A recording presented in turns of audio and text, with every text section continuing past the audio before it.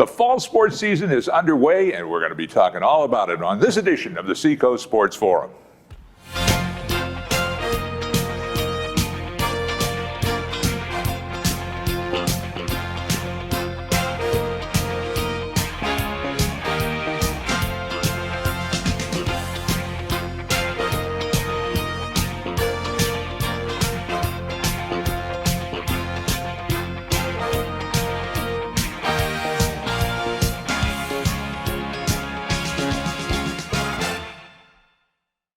Back in studio, and Coach is here. I am here. Welcome back, Coach Taylor. Well, thank you. It's been a while, so It has. we've been worried about you, and everybody's been asking about you, but you're doing fine. I'm doing great. All right. Yep, that's good. but there were a lot of things we needed to take care of, and they've been taken care of. Well, summer's over with, brother. It's fall, or, well, not on the calendar yet, but as far as the seasons for sports, we're into fall sports right now. And Sam Bruno's with us, but he's on Zoom. We're in the studio. Sam, you're on Zoom. Zoom. Sam, how are you? Zoom. That's your nickname today, Zoomer. Hey, Zoom, how you doing? I just want to make clear to everybody I am COVID free. This is not a COVID broadcast. I'm not caught in a bunker. I've just decided that I'm going to stay in the house until the Red Sox win another game. No, well, geez, you're going to be there, and you're going to miss next Saturday's football game. No, it was a case that he didn't read the memo. It actually is good training for Bob. Our producer, Bob Glowacki, has been doing a great job since we've been doing all these Zoom meetings and podcasts and whatever. And it's good to be back in studio, though, and I'm glad to have you sit next to me, Guy. And, well, football season, among all the sports we'll be talking about today, is probably the one that everybody's worried about the most because, well, we've had a successful campaign going on at Exeter High School for 30 seasons now under head coach Bill Ball. And, well, what do you think? This is going to be a good year. We got a new setup in the divisions. We got 3 divisions instead of 4 this year. We got a couple of new opponents who we'll be facing this year. What's your take on what you've seen so far? Well, let's go to Sam first and hear Sam. what Sam has to say. Well, I think if you've had 30 successful seasons, you might as well have 31. You know, that's the way that it's going to be in Exeter. The Blue Hawks will be there. They will be a contender. I think the biggest change for me that I'm scratching my head about is that Division I is now 21 teams. And it's going to be the playoff situation that's going to be the most interesting. There's going to be the East, the Central, and the West. The 3 division winners make the playoffs and get a first round bye. But then there'll be seeds 4 through 13 that will then play off. So 13 teams are going to make the Division I football playoffs this year. It'll begin on November the 5th, and then it will go for 4 straight Saturdays, concluding on the Saturday after Thanksgiving. That has never happened before. So even before we play the first game, I'm looking forward to what November is going to look like. Different, for sure. About it, Coach. Well, you know what? I agree with Sam. I'm going to use a quote that I've heard mentioned about Bill Belichick. And Belichick, we trust. Well, you know what? In Ball, we trust. I've worked with Coach Ball.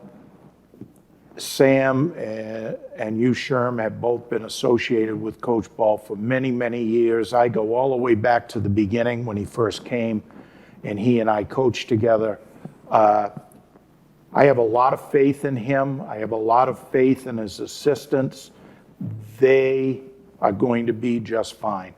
The quarterback got some experience last year, so we do not have an unproven quarterback in place. We have a proven quarterback. And I'm just looking forward to a great season. I can't wait for it to begin. Football season is one of my favorite times of the year. And, you know, Sam, I don't know, will we have a white Thanksgiving and be playing the game in the snow? Well, you know, that brings back memories of Sherm and I in the treehouse at the old field on the Bishop Burton game when they had to clear the snow from the field in late November, but that was still before Thanksgiving. So, Sherm, you remember that game very well. And I can remember a game that we were supposed to play, a playoff game in Londonderry, and they had to postpone it a day so that they would have time to remove snow from the field. Exactly what you're talking about. And we ended up going there. Instead of a Saturday, I believe we went on a Sunday. But yeah. That would be fun in a way. You think about it. Well, Thanksgiving football is synonymous with a lot of areas of the country. Right. We aren't, in this particular Seacoast area, haven't had anything for years. So this is going to be interesting. And I don't know where they're going to be playing. Do we know if they're going to be playing the games, the finals over at UNH yet? Has that been set in stone or anything yet, Sam? No decision yet. So I think everything right now is going to be at the higher seed for those teams. So I think again, November is just going to be so different, and certainly securing one of those top 3 seeds, winning the East Division for the Blue Hawks is going to be very important because instead of playing 4 games, you only would have to play 3, and at that late season, that's very, very important. I had a question for you, Coach, about coaching. And as you said, you've been part of that program since the beginning of the Bill Ball days. He's had so much talent over the years, and he seems to get so much out of the talent he has. So how is it, and talk from a coach's level, how do you motivate teams to incorporate new talent so that the guys that are coming up, your future, doesn't feel shortchanged? Well, I think if you look at the Exeter program, they have something that not a lot of other schools have. We have great numbers. Traditionally, we have had over 100 kids in the program for years. We have 4 teams. Some of those teams where in the past, where a lot of schools, the freshman team, sometimes the freshman team backs up the varsity. In Exeter, the freshman team is their own entity. The sophomore team, unless you're a very talented individual, they have their own team. The JVs also at times will practice as JVs. And they have their own team and their own. So all of those teams have their own schedules and they are playing games. So consequently, you get better at football by playing. Yes, practicing, but you also everybody gets into games. So I know as a coach, we were instructed everybody plays. So on the freshman team, whether you're a 2-way starter or someone who is not quite as talented, you are going to play in that game. You might not play an equal amount of minutes, but you are going to get a significant time on the field. I think that helps because that keeps everyone's interest up. No one wants to just be on the scout team and never get into the game on Saturday or Friday or whenever the varsity plays. I think that's really important. And the other thing is you look at the coaching staff. Coach Ball has people in the right places. So the freshman team have freshman coaches who have coached football for quite a while. It's not just, oh, gee, I need somebody to coach freshmen. Right. I'm going to hire. No, you have people that have been doing it for years. Back in the days, actually, when we were, and I coached football starting in 1977. When Coach Ball arrived, the first year he coach the team by himself. And say, but that was too much. The kids weren't getting enough work, so they needed a line guy to go with them. So back in those days, we used to do triple sessions. Coach Ball and I would do varsity, and then I would go with him and coach the line in a separate freshman practice. So talk about, those were long days. And especially back then, we did freshman practice in between the two varsity sessions. So varsity went from 9 to 11. The freshmen started at noon, but 9 to 11, you know, that 11 o'clock time was always kind of, it wasn't always exact. And then we did noon to 2, and then we were back at it again at 4 o'clock. So in that type of thing, I mean, kids got a lot of instruction. And it was serious too. I mean, It was. It wasn't games. It was. You can see it when I was up there just yesterday, taking a look at what was going on in the fields. And you know, Coach Ball, you don't want to be bothering him for interviews or any of that stuff when he's doing his practices. He's focused, laser focused. He's watching the guys, the coaches with the guys. You know, and if something's wrong, he'll let them know. I mean, he's not going to just, you know, let it slough off. Right. The other thing that he does that a lot of schools now do, but back in the day when we first started, I just remember the coach from Somersworth coming over and watching a practice and saying, holy mackerel, we don't do any of this stuff. And, you know, I mean, he trusts his assistants to get done what he wants them to get done. So now it's Coach Swazinski running the line, and back in the day it was me. So he would tell, okay, Coach Eustace, I started with Coach Eustace.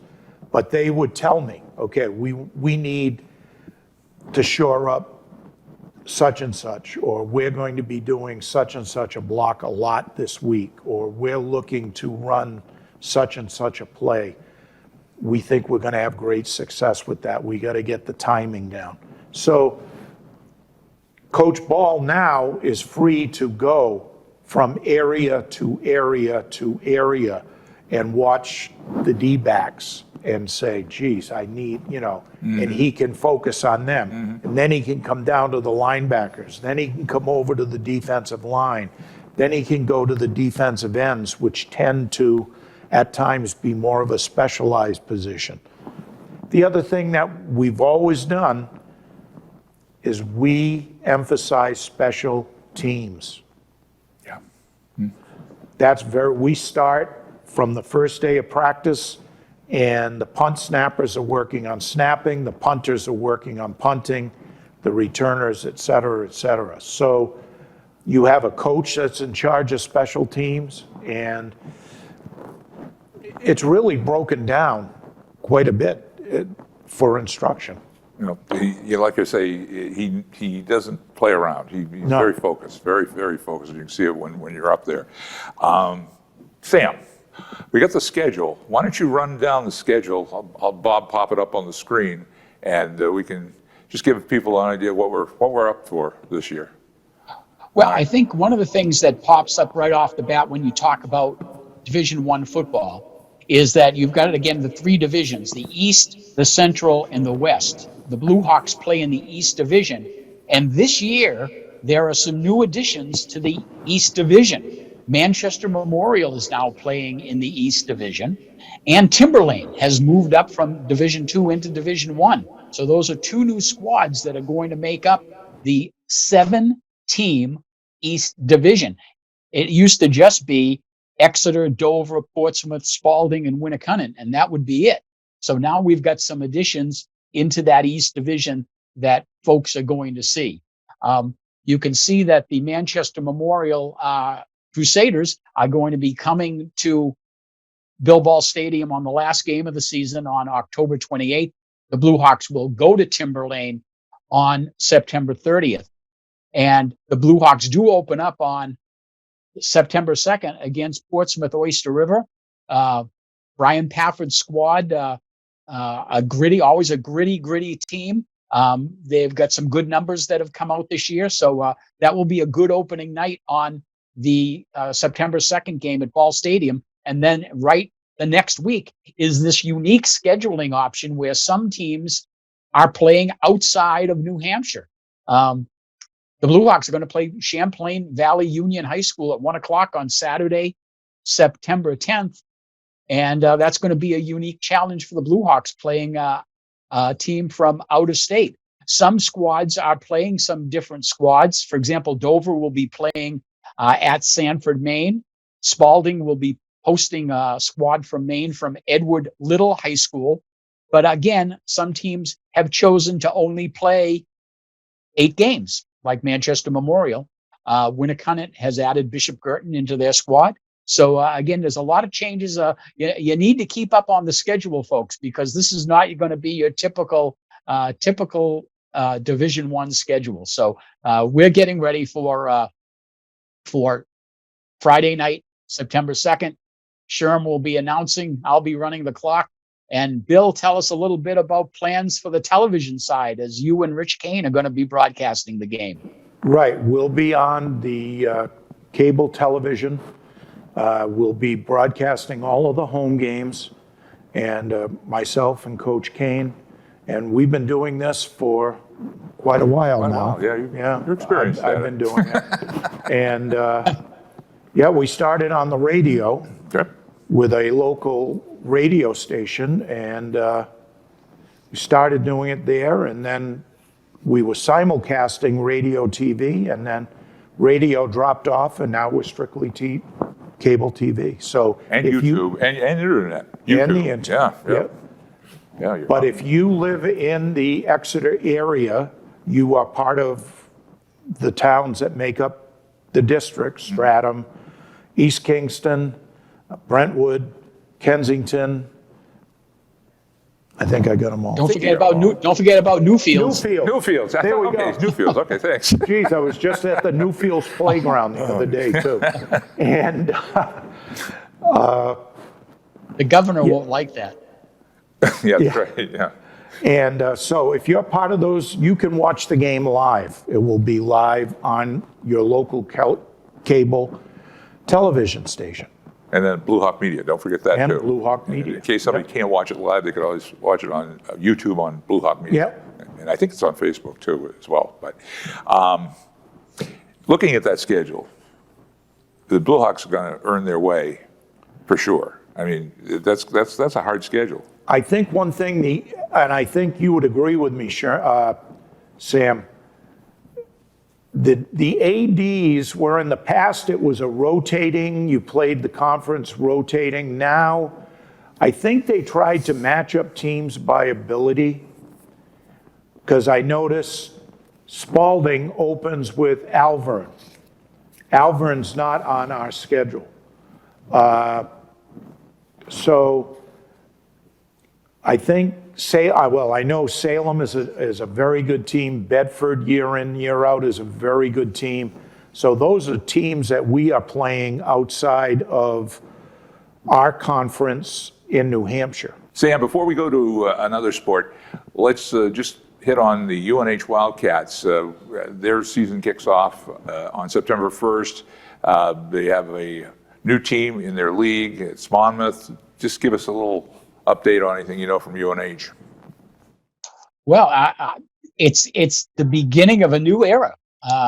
Sean McDonald has retired as head coach of the UNH Wildcats after a stellar and legendary stint as coach of the UNH Wildcat football team.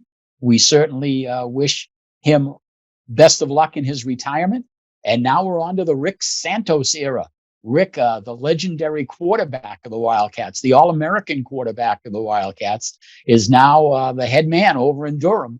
And he's put together a new staff. We're excited to see, especially on the offense side, where Santos was a great quarterback for the Wildcats, what that offense is going to look like, whether the defense for the Wildcats can improve. Last year, they lost their last, 7 games in a row. So the defense is going to definitely have to step up early on in the season. So while all eyes might be on the offense and what's going to be happening with Max Brosmer, a quarterback, and Dylan Lauby as the key running back, and Brian Espinette catching passes, I think the defense is going to be the key. And preseason All-American Josiah Silver will be leading the Wildcats. So those are the things we're going to be looking at early when we have a Thursday night throwdown in Durham against Monmouth. That game kicks off at 7:00. So all eyes in the CAA, Colonial Athletic Association, will be on Durham as they kick off the season on Thursday night. I don't know about you, but I'm ready for football season. I am too. And you know, one thing I want to remind our listeners, the sign of a good football team is that they get better as the season goes on. Right. Exeter fulfills that. Year in and year out, Exeter plays its best football as the season goes on. So, and I think you're going to see that with the Wildcats at UNH this year too. I think, you know, as Sam just said, Rick Santos, it's a new era for the Wildcats, and I think it's going to be exciting for not only the Wildcats, but I'm looking forward to the season with the Blue Hawks. Now, we were talking about winning seasons and winning teams, well, I wasn't able to go, but actually our producer, Bob Glowacki, went up to Exeter High School during the practices and tryouts for girls soccer and got to interview Megan Young. And we know Megan's had some very successful seasons and championships, so probably right up there with Coach Ball. So let's roll that interview with Meg. This is my 22nd season coaching the varsity team, and I think one of the biggest reasons that we've had a lot of success here at Exeter is the tradition that we've created among the program. Each year the senior class takes on that tradition or takes on that leadership to follow that tradition, and we work hard, we make sure we're fit, and everything else takes care of itself. Are there any new challenges this year in the Division I? I think Division I always has challenges. Every team on our schedule will be a challenge. And right now we're focused on Londonderry, who is our first game of the season, which is next Friday. So we'll have many challenges throughout the way, but that's our main focus right now. Great. And so you said you don't know who this year's captains are yet, but are there returning seniors who you kind of have your eye on to maybe help guide the other girls this year? Yeah, so we have 11 seniors returning who all got plenty of experience last year. We'll certainly be looking to Callie Neals, who you just spoke with. She plays center mid for us and has since her sophomore season. We also have Emma Smith, who has been on the varsity as well, and she's our leading goal scorer. And then Taylor Seaman also did a great job for us as a striker up front last year, along with Anna Lotico in the middle field as well. So, yeah, we have a lot of seniors who are looking to lead, regardless if they're captains or not. They have the leadership and the experience to get us through this year. Hi, my name's Callie Neals. I play center mid for Exeter High School, and I'm just excited for this soccer season to get going and for us to reach so many goals that we have set. Kind of after COVID for the last couple of years, is it good that it's seeming to get back to normal with sports, and kind of how's that factoring into preseason and the season looking forward? Yeah, it's definitely nice since COVID, everything getting back into the normal swing. We're able to have all our normal practices along with having all the grades of the girls here all at once, which is super nice just for all of us to get together. Cool. And finally, is there any other school or particular opponent that you guys are kind of have your eye on from maybe past seasons? Yeah, I mean, Bedford, Timberlane, schools like that, BG, were all super good components that we faced last year, and we're looking to see how we match up against them this year. I want to thank Bob for going up there and doing the honors that day. I was supposed to do it, and something came up at the last minute, so thanks, Bob. But we got more from Bob coming up, too, in a minute. But stay on soccer, girls soccer. If you could, Bob, could you throw up their schedule for us, the girls soccer team? 22 years, Meg has been part of that program. And again, she knows how to motivate. And another thing I think we see in common, or we know that's in common between Megan Young and Bill Ball, they just look at the game ahead. It's not, I'm looking at the schedule and we got to pick this one, this one, this one. It's the whole schedule. She's focused on that Londonderry contest, and that's what's very important, one at a time. And everybody knows that Exeter's got a good program. And whatever the sport is, it doesn't have to be just girls soccer or football. And the guys will have the guys schedule. Matter of fact, can we flip the boys schedule up there, Bob, for the boys soccer?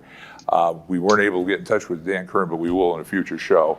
Go up there and catch Coach Kern, and then also we've got to get to a couple other sports like field hockey. So maybe we'll do a road trip, you and I. How about that? Well, while we were up at Exeter High School, Bob Glowacki was able to get in touch with Kate Simmons, the head coach of the volleyball team, and a very interesting interview. Let's check that out. The Olympics, I guess volleyball has gotten more exposure as a team sport. Do you see that here locally, that maybe it's getting more recognition? Yeah, I think the popularity of the sport has been really big in other parts of the world, and we're kind of late catching on. But especially in the Northeast, I find that we're still a little bit behind if you compare the programs here to those in like the Midwest and the West. We're working really hard as coaches. I know there's a lot of us in this state particularly that are working really hard to just put the passion into the players so they want to be playing year-round. But we're actually seeing a lot more clubs pop up, which I think is helping the girls get exposure younger. And now we have to work on the boys, because I feel like the boys programs around here are so few and far between. Yeah. Does Exeter have a boys volleyball We're team? starting a boys volleyball program. We've had a boys program in the past, and then interest kind of dwindled. But last year we had 24 boys come out for the team. So if we keep the interest there, then we'll be able to go varsity hopefully in the next 2 years. What's your technique for kind of getting the most out of your players in training and then in the games? Yeah, I'm constantly trying new things, because I find that as a coach, if you're not also learning, then your kids aren't going to learn as much either. So I'm constantly learning and shifting and changing. But I think the most important part is making sure that they have a culture that they feel comfortable in, that they feel like they can be themselves, and also making sure that they respect the sport and each other, because I feel like I've learned so much from the sport that's my goal, is to pass down all those life lessons. Because I always tell people I don't want to raise the best volleyball players, I want to try to raise the best humans. So I think it's just knowing that they have a place that they can come and be comfortable and, kind of let go of some of the stressful life stuff. That's how we coach here. But also letting them know, like, now they need discipline, they need rules, they need to make sure that, they're following certain guidelines. So it's that fine line of, like, holding them to a standard, but also making sure that they feel loved and welcome. Awesome. So, do you guys know who the captains are this year? Or are there any returning players who you kind of got your eye on to kind of help, lead the other players? Yeah, I actually have 9 returning players. So I have a big squad of returners. I have 2 returning captains who will be seniors this year. But I think we have a core group that play year-round, that play with each other a lot, and they're gym rats. They're in the gym as much as they can be. So, yeah, our captains are Lauren Tuttle and Caroline Burke, my setter, and I'm moving my middle to outside. And then we have some juniors that are really strong athletically, physically. They bring the group together. So Summer LeClaire and Rachel Poulin are going to be big factors for us on offense this year. Julia Hawley is our defensive specialist. She's our libero, so she's going to be holding down the backcourt. And then everybody makes a big impact. This year especially, I'm going to let them know that their time in practice is more important than their time in games. So all of them, Natalie Dean, Anya, Rachel Corey, Santina, all of the returning players are going to hopefully make a big impact on the team this year. Great. So when does your season officially start, and do you know who you're going up against for your first game? Or? Yeah, our first game is against Pinkerton, and technically our season starts today because it's our first practice all together as a team. We decided them yesterday. So we're hoping today is going to be the first step. And then we have some jamborees set up at Salem with a large amount of teams that are going to be there, and then at Oyster River. But Pinkerton's our first match, so gearing up for that. They're always pretty solid team. So. Great, thank you so much. Yeah, thank you. An up-and-coming sport. It is. A It very is. good interview. Yeah, and I noticed her mentioning boys volleyball. Yeah. And I know boys volleyball takes place in the spring. not during the fall. Right. I was going to say the one sport I probably excelled at on the intramural level when I was in high school was volleyball. Everybody would have assumed because I'm a tall guy, it would have been basketball. It was volleyball. But they didn't have a program then. It was all intramural. Bob, do you want to throw that schedule up for the volleyball team? Just give you an idea of the schedule coming up. Pinkerton, Concord, Wyndham. So again, it's a real tough schedule. Yeah. No matter what the team, and it sounds like Coach Cates got everything under control with the team this year. So thanks to Bob and the coaches for giving us some time up there this week. And we will be back. We're going to try to get in touch with Coach Kern and the field hockey team and all the other sports that we missed. Cross country was the one that I was hoping would be there, but they do it early in the morning. Yeah. Very early in the morning. Yeah. And golf, actually. Yes, golf. That's right. There's another. That's right. That's another one. We did that last year. We'll be having to go back up to Exeter Country Club. That's nice. I like it up there. You can go interview Beetle Bailey. Beetle Bailey. That's right. Do you want to go just briefly through the schedules? Have you got the schedules in front of you? Well, I know that home games coming up are starting on Friday, August 26th with boys soccer, and then the next week on the 30th, Tuesday the 30th, will be the first home girls soccer game, and then on the 31st of August will be the first field hockey game at Ball Stadium, and then as we mentioned earlier, the football season kicks off on Friday night when the Blue Hawks take on Portsmouth Oyster River. The Clipper Cats are going to be coming to Ball Stadium in the opener. I noticed, Sherm and Bill, when we were watching that volleyball interview, that we'll have to also mention assistant coach Kristen Morissette was Right. there, hitting the ball over the net. So, Kristen's not just the extraordinary softball coach for the Blue Hawks. Now that you brought up the name Morissette, I was going to give an update. I was talking to Coach Morissette the other day about Cody, and I was trying to keep track of how he was doing, and all of a sudden I noticed that I was on the Beloit, I want to keep calling them the Beloit Snappers, they're the Sky Carp, on their webpage, and I noticed there was, a void in the action for him. He fouled one off his leg, and he's been out for about a month. He went to their training camp down in Jupiter for therapy.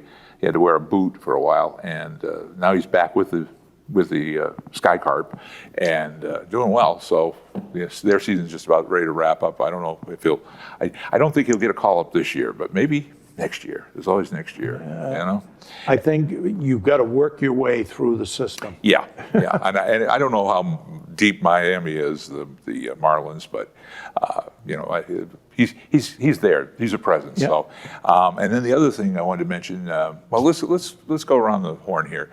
Let's talk Patriots. Sam, kick us off on the Patriots season is going to be getting underway. What's your take? Well, first of all, again, I got good and bad. I'm really happy there's only 3 preseason games because I hate NFL preseason. It just doesn't happen for me. I wish there was only 2 preseason games. They cut it from 4 to 2, so I was happy about that. I'm really not happy about the fact that after the Patriots play their last preseason game against Josh McDaniel and the Las Vegas Raiders, there's going to be 2 weeks until the opening game. That's much too long. I think I can see what the NFL is doing. The NFL is trying to push their schedule later into February, so they want it to run even longer. As far as the Patriots team is concerned, all I read about and see is that Mac Jones has made a giant leap of improvement. So that's what I'm going to be watching first. The second thing that I'm going to be watching for the Patriots in their season opener against Miami and Hunter Long and the Miami Dolphins is the defense. The defense looked so slow last year, and they were just getting beat to the ball on almost every play. So is the defense going to be faster? Are they going to be able to make some quicker plays? Those are the 2 things I'm going to be watching on the early games.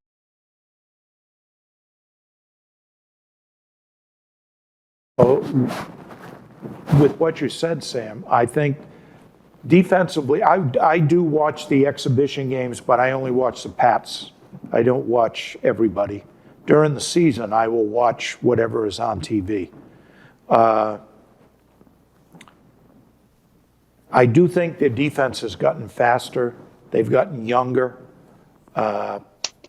Plus, some key run stoppers in the middle have got more experience, like Barmore. Godchow is still in his 20s. Those two guys have got to anchor the run.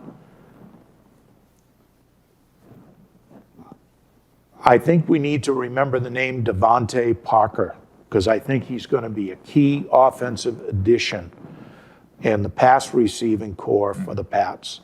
It's a shame James White had to retire because of injury. I know. But hopefully those young running backs are ready to step up. And actually, Ty Montgomery looks like, I wondered why they picked him up, but after watching him play, he is a player. He can catch passes, he can run.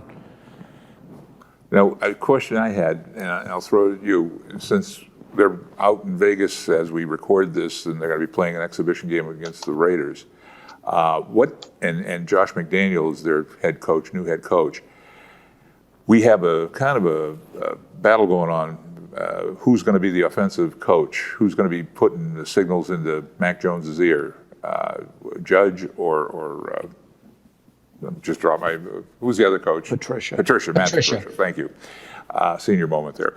Matt Patricia and or Judge. Who of those two do you think is more qualified, and what do you think will happen? I think they're both eminently qualified. I think it's going to be whoever Belichick deems, whoever he wants. Yeah. I mean, don't forget, the head coach always can override whatever is called. I think sometimes offensive coordinators get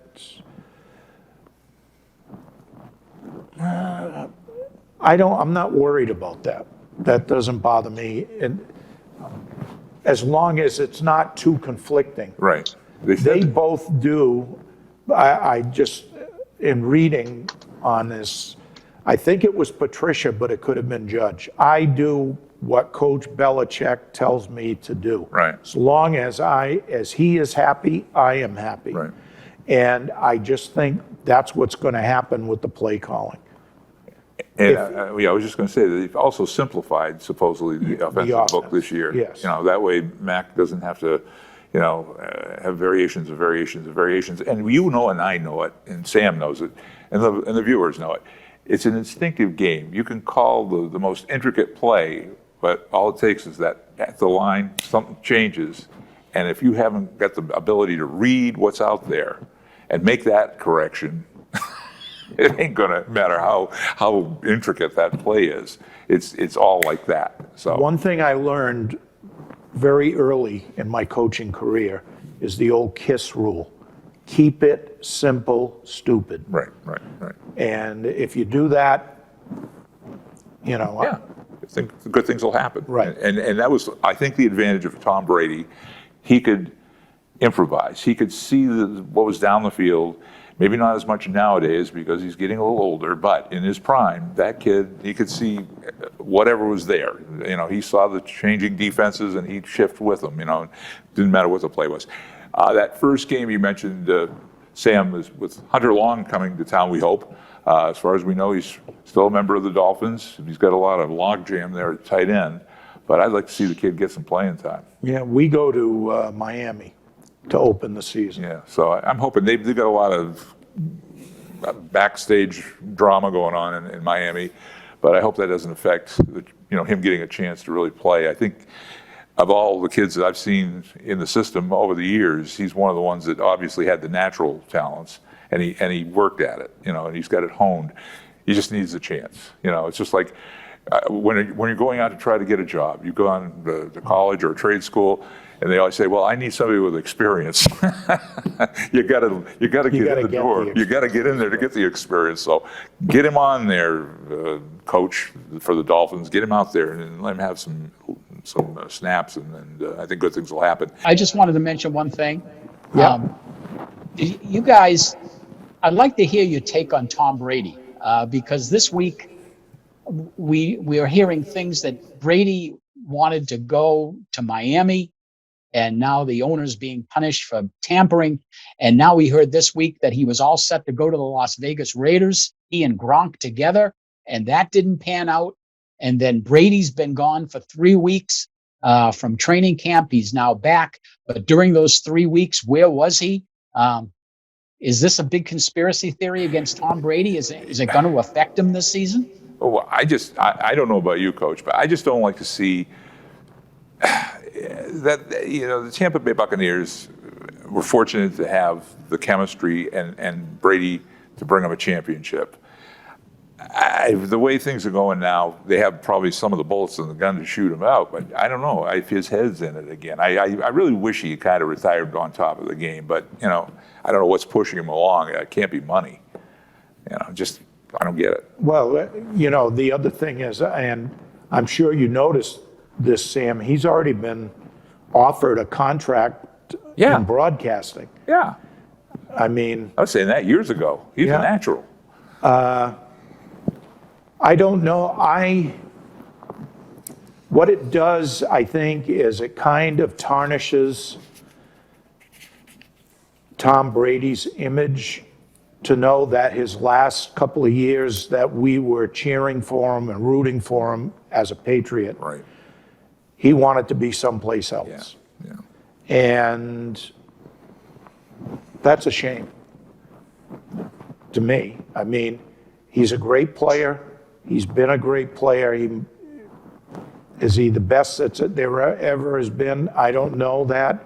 He certainly has to be put in that sentence. Yeah. Along with some others. I just wish he would have gone out on top. I really do. Yeah. I just, okay, he won that championship with Tampa Bay. Okay, good night, everybody. It's been nice. It's been a nice career. I know that you watch the show, but, there is the rumor that's floating out there that while Brady was away for certain reasons, that he may have been out on the West Coast. Again, his broadcasting deal is going to be with Fox. Yeah, and I don't think so. There's a rumor out there that your favorite show, The Masked Singer, might have Tom Brady on it this season. I hope. The only TB12 that has been on that show, and I hope he's the last TB12, because I think he embarrassed himself and he knows it, was Terry Bradshaw. I think was the first season. And Terry could sing it years ago, not anymore. But the fact is, I think that's too gimmicky, and I hope he doesn't do that. He's already got a contract to go be in the booth, like you said, and he'll do fine. I said that when he was with the Patriots. All he had to say was, I'd like to go work for, and whatever the network would dump whoever they got and put him in there. And that's obviously what's happening, because there's all sorts of changes in the broadcast booths all over the place. Bill and I have fantasy football teams this year. You do, and that's we're still. I was going to wait for a few seconds here, but I'll do it right now. If anybody wants to join the Fantasy Football League, just go to Seacoast Sports Forum at yahoo.com and sign up, or send me an email and I'll give you the passwords and all that jazz to get you signed up, because it was fun. We got some people that have been in there for years. Some people have been there for a cup of coffee and come and go, and we can always use new blood. Fantasy baseball, your team's leading the pack. It has to be because of Sam. Well, hey, it's because your team is healthy. That's the other thing this year. I don't think there's been a baseball season. Yeah. I've seen more guys go down with health issues and arm trouble. Sherm, who had Fernando Tatis? I think you did. Oh, I might have been me. It wasn't you. He's had a very healthy team. Unfortunately, mine, everybody, I had DeGrom, I had all these Bueller, all these stud pitchers, Flaherty, they're all gone. Boom, they're gone for the season. And Sale, another one, like you said last show, if he picked up the remote control, he'd twist his back. It's bizarre. We'll skip the Red Sox this time. We'll hold them for the next show. But what I want to go for, Coach, since we have him here, NASCAR. We haven't talked about it for a while.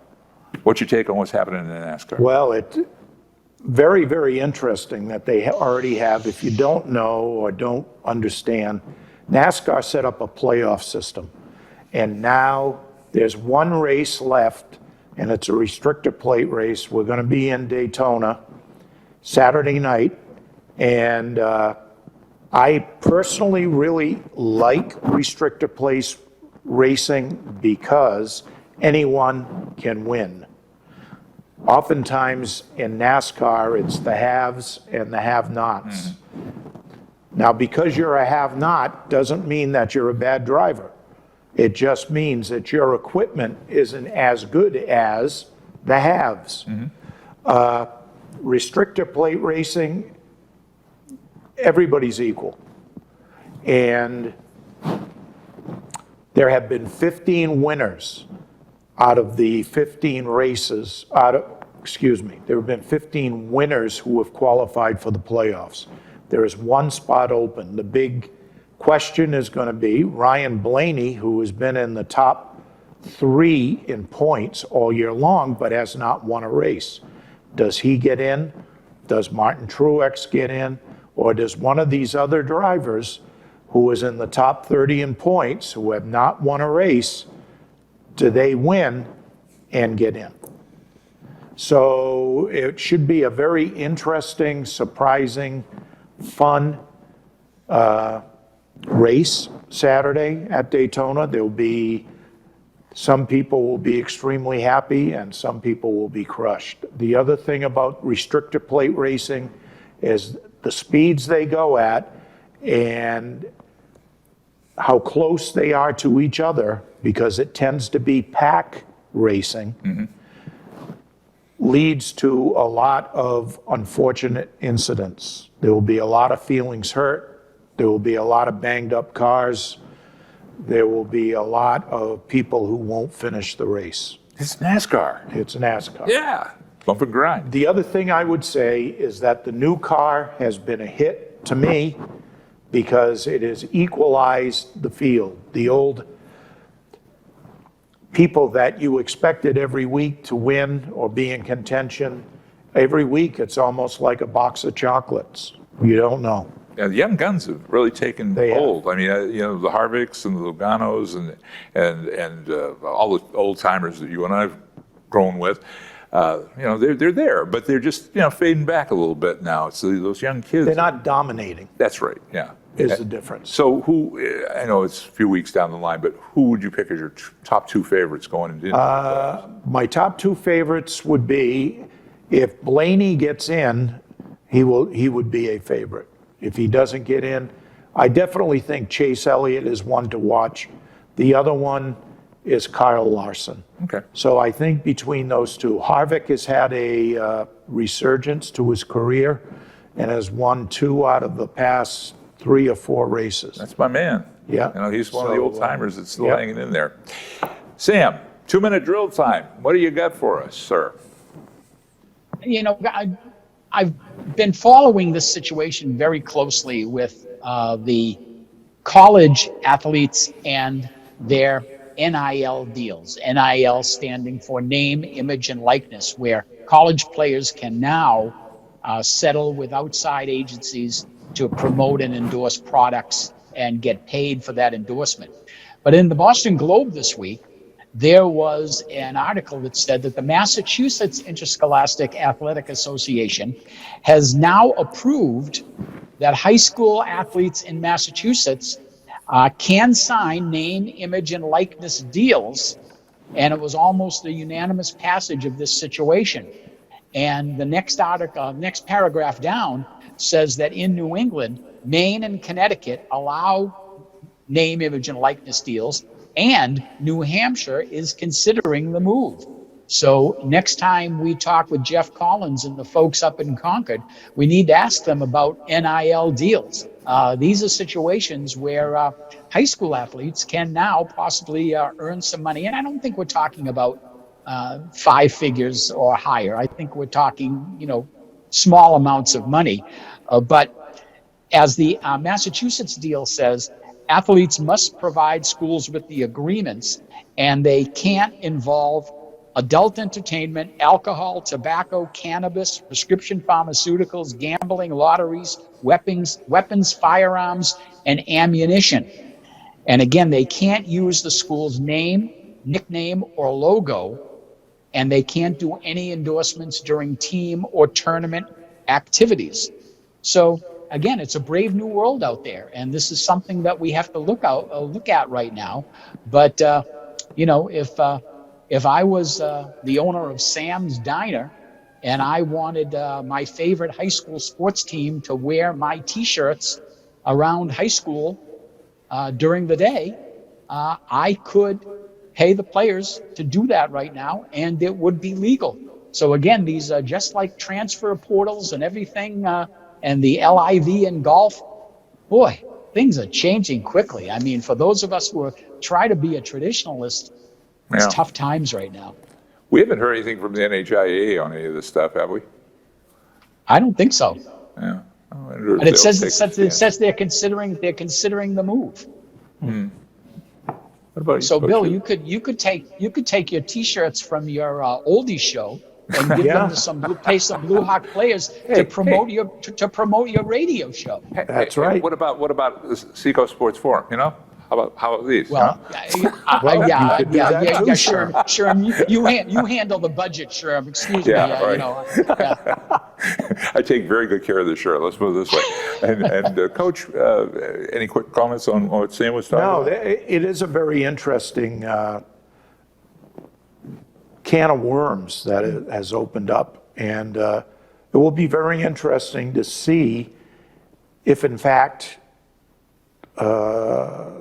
some businesses do use some high school people to promote their business. The way that I'm feeling with name, image, and likeness right now is I think one of the ways that I think it will probably work and probably might help a sports team, not sure, but some people who are using this, for example, if there are 60 people on your football team and you give each person an amount of money to wear your logo or your T-shirt or whatever, the key is everybody on the team gets the same amount.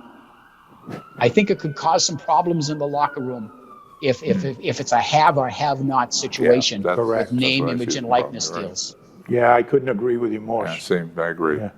2-minute drills, Coach. My 2-minute drill is this: for people who are baseball fans, October 15th, a day to circle on your calendar, the Red Sox, 2 of the World Series trophies will be in Newburyport, which is just down the road. And they'll be there from, I believe it's from 11 to 1 at the Masonic Hall in Newburyport. And the best thing about this news is it's for free. No admission charge. You can go, you can have your picture taken with the trophy.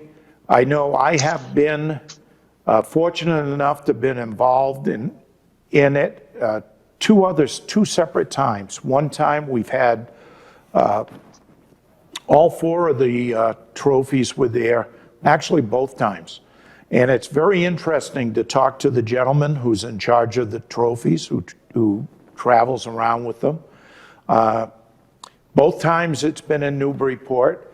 And the reason I know about it is that it's also a plug for our radio station. Will be there, and we'll be doing a live remote there, and we have done it for 2 other times. But again, you can go, you can have your picture taken with the trophy.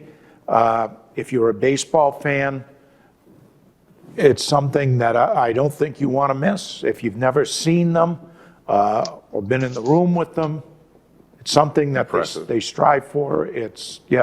So October 15th on a Saturday, I know the gates will be open early because we're going to be there at 8 o'clock doing our radio show, but from 11 to 1, those trophies should be there. And we're hoping for a great, big, large crowd. Plug the radio show. It starts at 8. It starts at 8, and it will go till noon on a remote day. Otherwise, it goes till 2:30. And we are on Cool 94.1 FM, and you can get it. We are heard worldwide. Yes, the internet. And that brings me to my 2-minute drill. First off, I want to thank Megan Young and Coach Kate Simmons for joining us today, and Bob and his assistant Izzy for doing the honors of going up there and getting those interviews for our show today. I just wanted to mention that, the televised version, what we're doing here, has been on a couple, 3 years now, and we have a lot of fun with it. We need visuals, so I'm going to reach out again to whether it's the boosters or parents. If you have any coverage of any games, you can send it to us. And Bob just put the logo right there where you can send it to. And also another one, an easier one probably, is Seacoast Sports Forum at yahoo.com. You can send the files, and we'll try to get them in one of the future shows. We always want to give the kids and teams their just due. And we can borrow from Blue Hawk Media for certain games, but there are others we can't cover, away games in particular. So please, if you want to help us out, we appreciate it. Send us any video you can. And of course, the audio version of the show, I convert some of the television shows to audio for the podcast, and then we have individual podcast shows, and that is available, Seacoast Sports Forum, at wherever you get your podcasts, Apple, Spotify, Stitcher, Google, all of them. So thank you for all of the folks that find us there. Oh, and also, this show can be found on YouTube. We were talking about YouTube earlier. We have our YouTube channel, and when you're there, subscribe and like us. That's important. That's part of the demographic thing. Same thing when you're watching the coach do his football games, okay, on YouTube. Same thing, or whatever. Or if you're listening to you on oldies, any of that stuff, make sure you like it. So it goes in our favor. We like to be liked. So it was good to have you back in the studio, friend. Well, it was good being back with the gang, with Sam and you, and next time hopefully we'll do it again. Well, we'll put a third chair in here and have Sam with us next time. Right. I'll make sure I'll send the memo twice. And you know what? Next time we'll make sure he comes because he'll buy. Oh, that's right. He'll buy lunch. Sam, you heard it here. On behalf of Sam Bruno, I'm Sherm Chester for the Coach Bill Taylor, inviting you to join us for the next edition of the Seacoast Sports Forum. You can listen to the Seacoast Sports Forum on your favorite podcast platform. And don't forget to watch the episodes of the Seacoast Sports Forum on our Seacoast Sports Forum YouTube page. And when you're there, hit the bell to subscribe and like us. And if you have any sports photos or game videos you'd like to send us, or comments, Seacoast Sports Forum at yahoo.com.